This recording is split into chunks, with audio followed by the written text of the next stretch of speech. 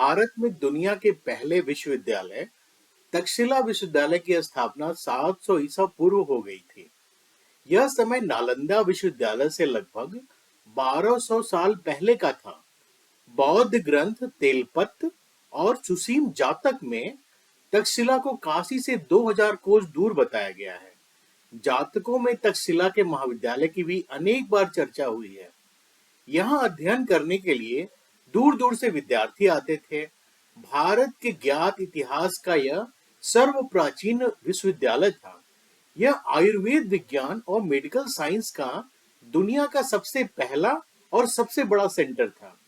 500 ईसा पूर्व में जब पूरी दुनिया में चिकित्सा शास्त्र की परंपरा शुरू भी नहीं हुई थी, तब तक्षशिला आयुर्वेद विज्ञान का सबसे बड़ा केंद्र था। जातक कथाओं और विदेशी पर्यटकों के लेख से पता चलता है कि यहाँ के स्नातक मस्तिष्क के भीतर तथा अंतड़ियों के भीतर जाकर ऑपरेशन बड़ी आसानी से कर लेते थे। अनेक असाध्य रोगों के उपचार सरल और सुलभ जड़ी बूटियों से करते थे। इसके अलावा अनेक दुर्लभ जड़ी बूटियों का भी उन्हें ज्ञान था। शिष्य आचार्य के आश्रम में रहकर विद्या अध्ययन करते थे। एक आचार्य के पास अनेक विद्यार्थी रहते थे। इनकी प्रायः संख्या 100 से भी ज्यादा होती थी और कई बार इनकी संख्या 500 भी पहुंच जाती थी।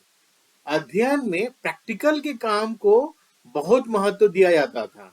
छात्रों से देशाटन भी कराया जाता था। तियाना के अपोलोनियस के अनुसार तक्षशिला में शिक्षा प्राप्त करने के लिए यूनान तक से विद्यार्थी आते थे। इसमें हस्ती विद्या, मृग्या, पशुओं की बोली और धनुर्विद्या की शिक्षा दी जाती थी। तक्षशिला पाकिस्तान की राजधानी इस्लामाबाद से लगभग 35 किलोमीटर दूर है। ईसापुर 400 साल पहले वेनसांग ने इसे ताचा सिले कह के पुकारा था। ऐसा पाकिस्तान म्यूजियम के ब्रोशर में लिखा गया है। हालांकि वाल्मीकि रामायण के अनुसार इस नगर को भरत के पुत्र तक्ष ने बसाया था। ऐसा कहा जाता है कि राजा तक्ष को यक्ष खंड का राजा माना जाता था, जो आज के ताजिकिस्तान और उज्बेकिस्तान के बीच का क्षेत्र है। वर्तमान में उज्बेक की राजधानी को ताशकंद कहा जाता है, जो कि तक्ष का बिगड़ा हुआ रूप ही है। 6ठी शताब्दी ईसा पूर्व में प्रसिद्ध व्याकरणकारी महाराज परिणी ने अपने अष्टाध्यायी के स्वप्न यहीं देखे थे।